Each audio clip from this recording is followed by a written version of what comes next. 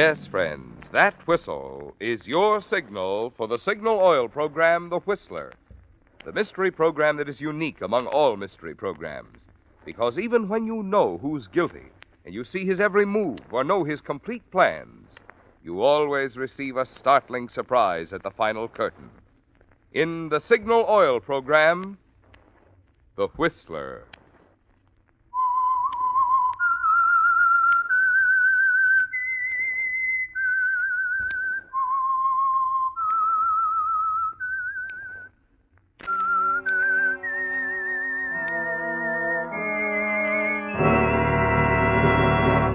I am the Whistler, and I know many things, for I walk by night.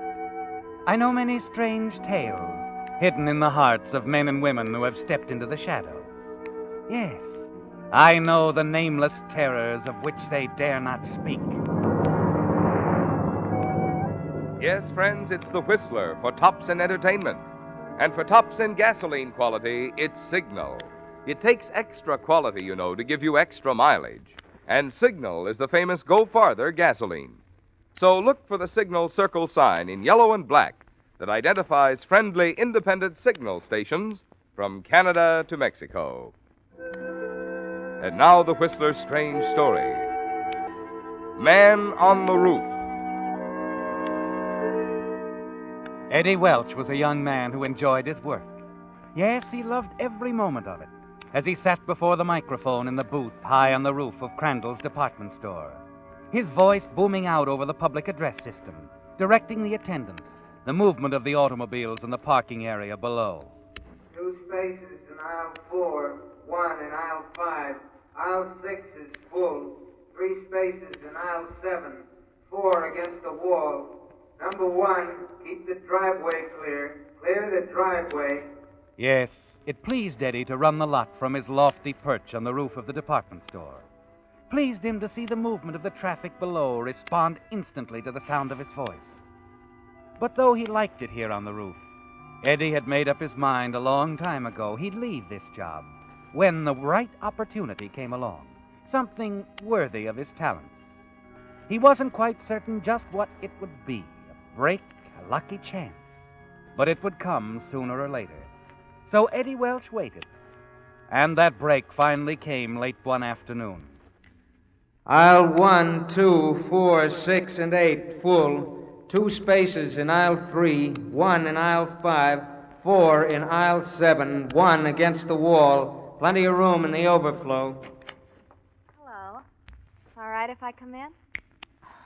Well. Sure, come in. I haven't seen you around the store before. I'm new. The latest addition to the glassware department. Well, I ought to get around more. If you'll stop leering at me for just a moment, I have a message from Garcia. Peggy Garcia, that is. Peggy? Oh, yeah. It's about a date tonight. Something came up, said to tell you she can't make it. Can't, huh? Well, I didn't really think she would anyway. So, I'm a free man tonight. That is, unless you... Whoops. Hold it. Gee, you get ideas fast. Anything wrong in my asking you for a date? Oh, I might be booked for the evening. Okay. Suppose I stop by glassware, say closing time, and check with you. Well, what about Peggy? Won't she be... She has no strings on little Eddie. No strings at all. Besides, baby, she's engaged. Didn't you know? Oh, I see. Check with you later. Check with me later.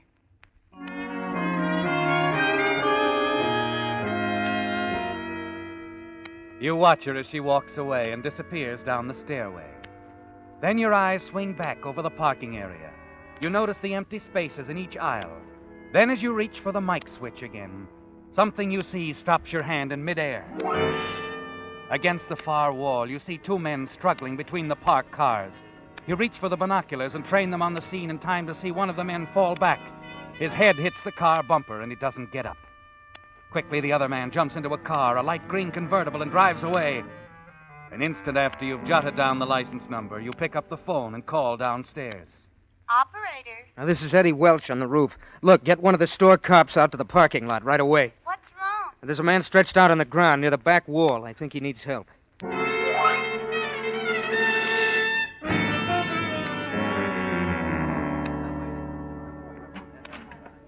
Hey, gorgeous. I understand the big wheel wants to see me. Well, if it isn't the Romeo of the rooftop. Yes, Mr. Crandall wants to see you, Eddie. Hey, how about doing the town Saturday night? Huh, sweetheart? Sorry. I'll be at the wrestling matches. Junior. You think you'll win? Well, why don't you drop dead, huh? See you later. Oh, come in, Eddie. Come in. Eddie, this is Lieutenant Davis, Police Department. Hiya, Lieutenant. Hello, Eddie.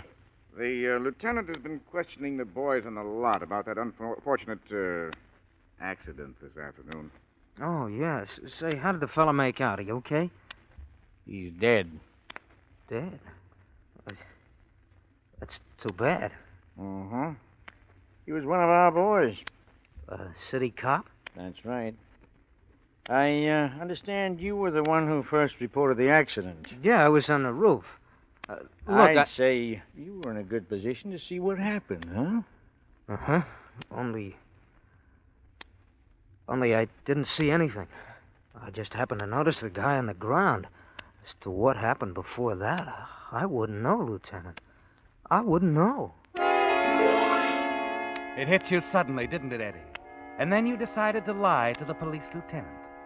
You were about to reach into your pocket, pull out the slip of paper with the license number of the car on it, and place it on Mr. Crandall's desk. He would have been proud of such efficiency, and certainly you would have been rewarded. Mr. Crandall was always eager to help bright, alert employees along. Yes, that could have been your opportunity, Eddie, the break you've been waiting for. But suddenly another opportunity presented itself, a golden opportunity. And that bit of paper bearing the license number of the killer's car stayed in your pocket. So you didn't see anything. Is that right, Eddie? No, not a thing, Lieutenant. Funny. Very funny. From the roof, I'd say The parking area takes in a lot of territory, Lieutenant. I only have 2 eyes. Sure. Okay, Eddie. That's all.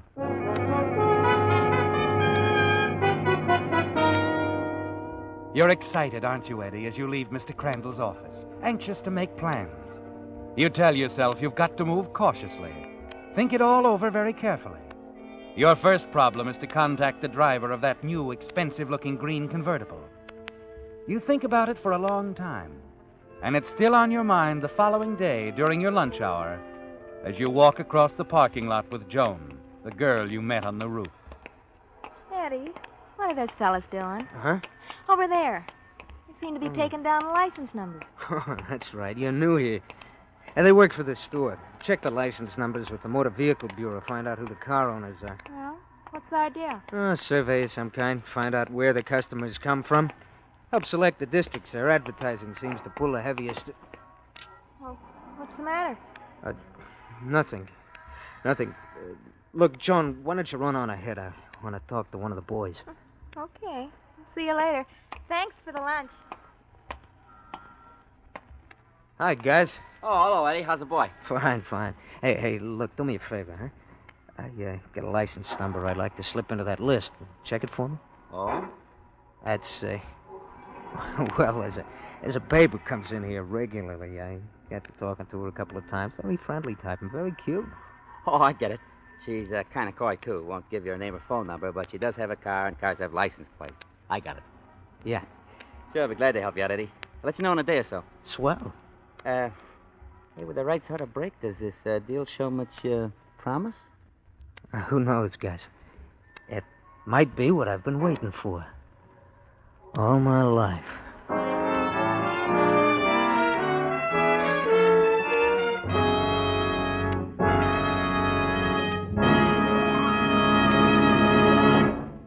With the prologue of Man on the Roof, the Signal Oil Company brings you another strange story by The Whistler. Since last week's Whistler, you know, your car has aged a whole year. Yes, even those shiny 1948s are now technically last year's models. But after all, the important thing is not the year your car was made, but rather the care it receives. That's why, if you want your car's performance to stay young, it's so important for it to receive the more thorough, more conscientious service that cars get at independently operated signal service stations. For example, when a signal dealer lubricates your car, he checks against the official factory chart that shows exactly which of Signal's 9 specialized lubricants each part should have for long, trouble-free service. Then, just to make double sure not a single part has been missed, your Signal dealer checks the whole job again, which explains why we call it Signal double-check lubrication. This is typical of the many little extras you enjoy at Signal service stations. Because Signal dealers, being in business for themselves, have more reason to want to keep your business. And now, back to the Whistler.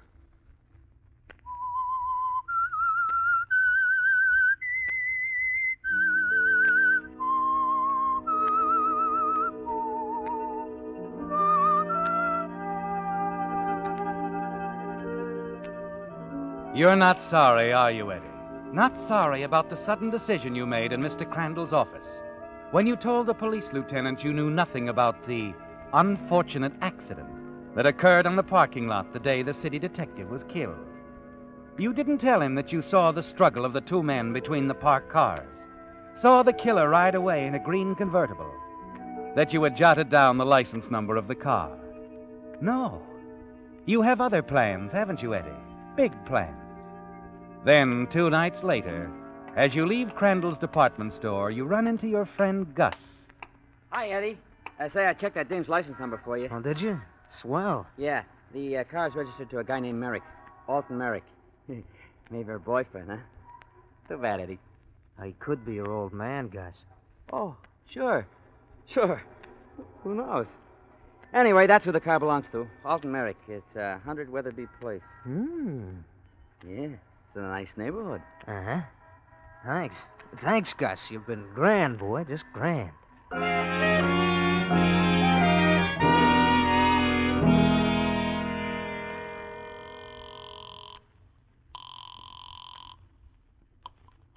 Hello? Mr. Merrick? Alton Merrick? Yes. Who's this? The name isn't important. I'm just the guy who happened to be around Crandall's department store the day that city cop was killed. Still on the line, Mr. Merrick? Yes. I thought maybe I could do you a big favor. Like keeping my trap shut. You follow me? I don't know what you're talking about. Okay, suppose you come around to the Blue Hat Bar tomorrow night, 8 o'clock. I'll be waiting. Why should I come? Be there, pal. The Blue Hat, 8 o'clock. And wear that same checked coat you had on the other day, huh?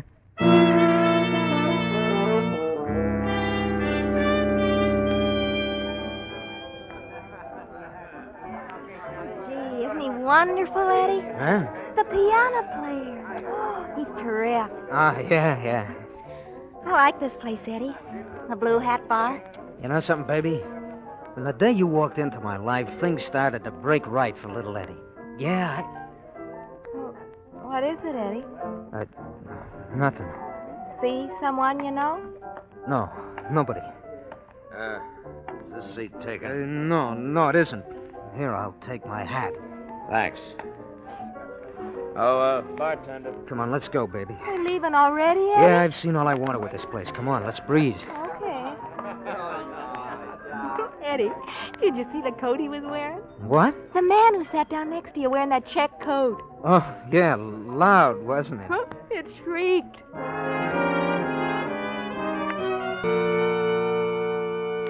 As you make your way out of the bar, the panic that swept over you a minute ago has left now, hasn't it, Eddie? For a moment you were frightened when you saw him walking toward you. Merrick, the man in the checkered coat. For an instant your heart seemed to stop beating as he spoke to you. Then you realized he couldn't possibly know you were the voice on the telephone. That now you knew what he looked like. And that's all you wanted to find out for the present. As you take Joan back to her home, his face flashes before your mind, a cold, hard, brooding face, square jaw, dark, heavy eyebrows. A cruel face, isn't it, Eddie? and you realize you're going to have to be extremely careful dealing with this man, Merrick.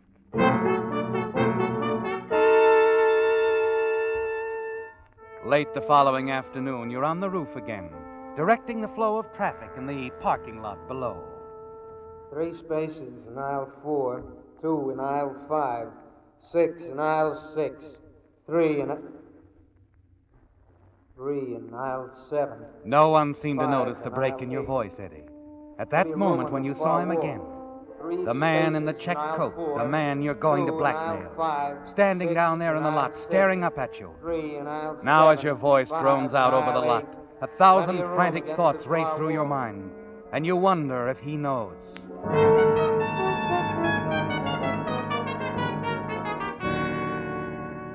Then, shortly before closing time, you see Merrick again. You're talking to Joan on the main floor when suddenly you're no longer aware of what she's saying. Eddie, what's the matter with you? I thought we were talking. Huh? I said I thought we were talking. Oh, yeah. Sorry, I got sidetracked. You're still that way. Why the sudden interest in our store detective? It's the guy with him that interests me. The guy in the checked coat. Oh? Oh, he's gone now. As I was saying. Say it later, will you, huh, baby? I want to ask Ben something. Okay. See ya. How's business, Ben? Oh, hello, Eddie. Business? Oh, it's picking up with me, especially around this time of the year. Yeah, all they need is somebody to watch you. Cute kid. Hey, who was your pal there a few minutes ago? Pal? Oh, him. No pal of mine. That's not that guy. Well, you seem to know him. I met him in Philly 10 or 12 years ago. Name's Griffin. Griffin? Yeah, we worked the same store. Then he branched out. After that, I lost track of him. What do you mean, branched out? He opened his own office. Heard he turned out to be a private eye. Odd detective jobs for hire. You've heard of the type. Sure, on the radio. Not quite. This is a bad boy, Eddie. Real bad. Anything for $1. Sounds familiar. Hmm? Oh, yeah. Yeah, I suppose there's guys like that.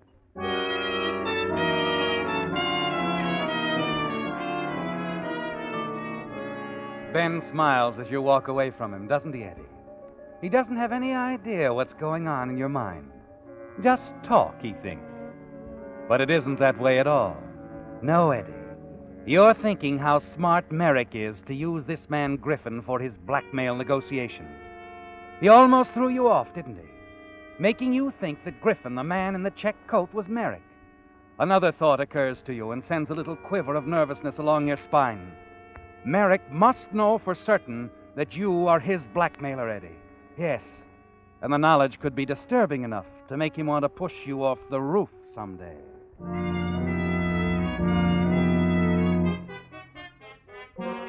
You're anxious now to find out what Merrick himself looks like before you plan your next move. And so that night, you call Merrick's home again.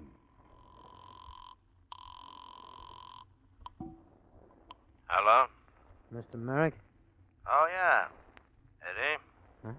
Eddie Welch? You know my name? I know quite a bit about you, Eddie. Even what's on your mind this minute. Yeah, I guess you do. Well, we better get together, talk. Fine, Eddie, fine. The blue hat again? Good enough. Be there tonight. Say, 10 o'clock. 10 it is, Eddie. You're running the show. Huh? Oh, yeah. Don't you forget that. Not me, Eddie. You're trembling as you leave the phone booth, but your nerve gradually returns, doesn't it? Yes, Eddie, the long walk through the night air is good for you. It clears your mind. And soon you feel that you're clicking again, able to handle the situation. You reach Merrick's apartment building a good hour before the appointed time. Wait in the dark entrance of a building across the street. It isn't too long before you see Griffin, the private eye, come out, still wearing the check coat. Then he turns, opens the door of a car for another man. You're certain that he's Merrick, aren't you, Eddie? Now you can be sure you're dealing with the right man. You don't have to keep the appointment. You know what he looks like now, and you won't forget.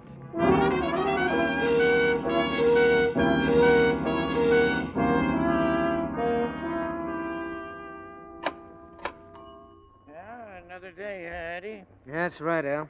Well, good night. Night. Oh, Eddie. Yeah? I almost forgot. There was a fella hanging around the store. He wanted to be sure when you got off. Oh? I told him everybody was working overtime tonight. What did he look like? Heavy-set fella. Rough-looking. Bushy eyebrows. Griffin. Who? Nobody important now. Thanks. Oh, sure. You expect to be followed, Eddie, and you are. And as you also expected, it is Griffin, Merrick's detective for hire, the man Ben thinks would do anything for money. And you know he's working for a man who'd do anything, too. You quicken your step, hurry down the darkened street. Then as you move past an abandoned building under construction... Hey, Welch, wait. Oh, I gotta lose him. You turn, run into the convenient protective darkness of the building, scramble wildly up a set of improvised stairs, and wait, listening.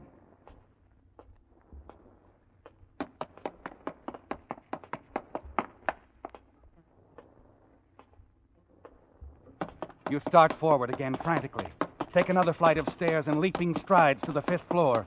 At the top, you freeze, almost paralyzed with fright. The wall at the outer edge of the landing hasn't been put up yet, and you almost stepped off into space to a 5-story fall to the street. Griffin, he's still coming. Okay, brother, you're asking for it. You press back into the shadows. Wait quietly, grimly. But he's slowing up, Eddie, moving cautiously. You want to make him come at you fast. Here I am, Griffin. Come and get me. I'll get you, you little blackmailer.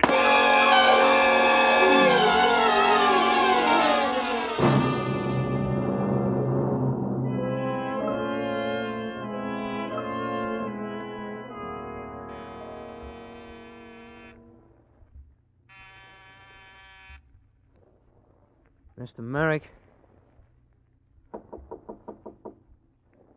Mr. Merrick, open up.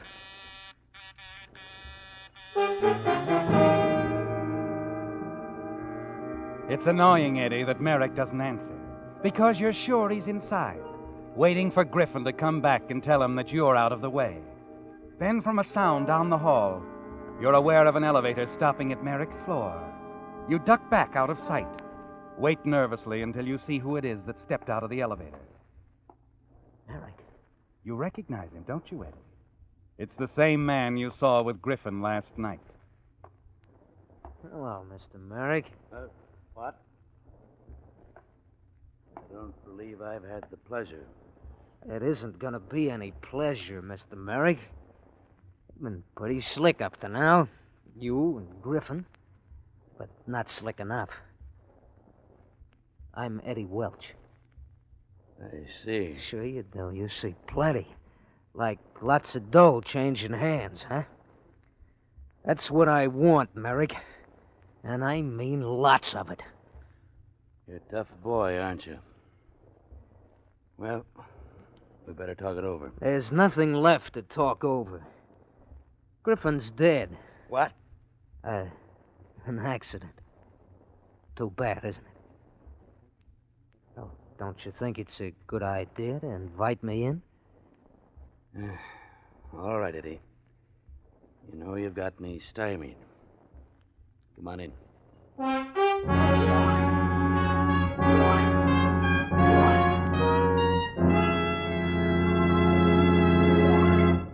The Whistler will return in just a moment with the strange ending to tonight's story.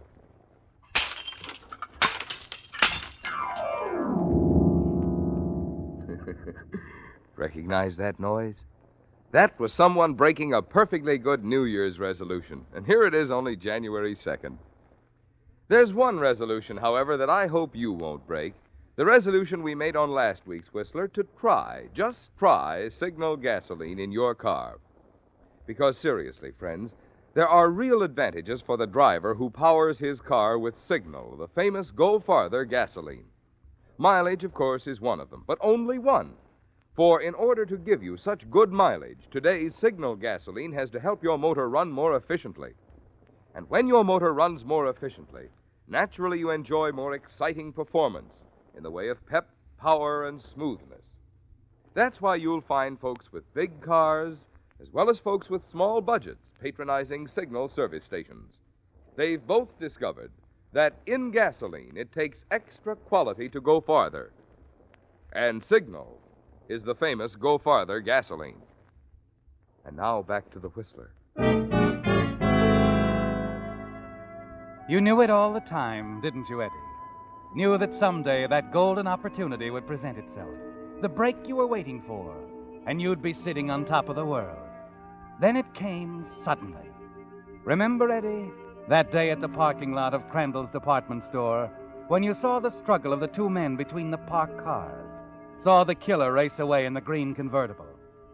It was a smart move, wasn't it? Taking down the license number of the car. And a smarter move on your part not to tell the police about it. And now the killer, a man named Alton Merrick, is at your mercy. And as you sit in his apartment, facing the tall, cold-eyed man, you're waiting to discuss a financial arrangement. You know, Merrick, that was kind of cute of you, sending Griffin around to keep your appointments with me, wearing that check coat of yours. About the same build, too. At the start, I really thought he was you, Merrick. Didn't know what you looked like until last night when I saw the two of you leave the building. Mm-hmm. You know, sending him around to knock me off wasn't such a good idea, Merrick. Not for your pal Griffin. He, wasn't very smart. You took care of him, huh? Let's say he'd still be here if he hadn't chased me into an empty building. You're a pretty smart boy, aren't you, Eddie? Smart enough to tell the police I saw a gent named Alton Merrick kill that city cop in a fight in a parking lot. Unless Mr. Merrick makes it worth my while to forget it. Got it all figured out, huh? Uh-huh. You're wrong about one thing, Eddie. I didn't send Griffin around to see you. Then who? You see, I've been trying to get Griffin myself for a long time. That's why I came here last night, when you saw me with him. We had a lot of things to talk about. Like what? You see, Eddie, my name isn't Merrick. That was Griffin's real name. Griffin and Merrick were one and the same guy. Same guy? But you... My name's Kincaid. Lieutenant Kincaid, Los Angeles Police. And I'm very glad to meet you, Eddie. Very glad.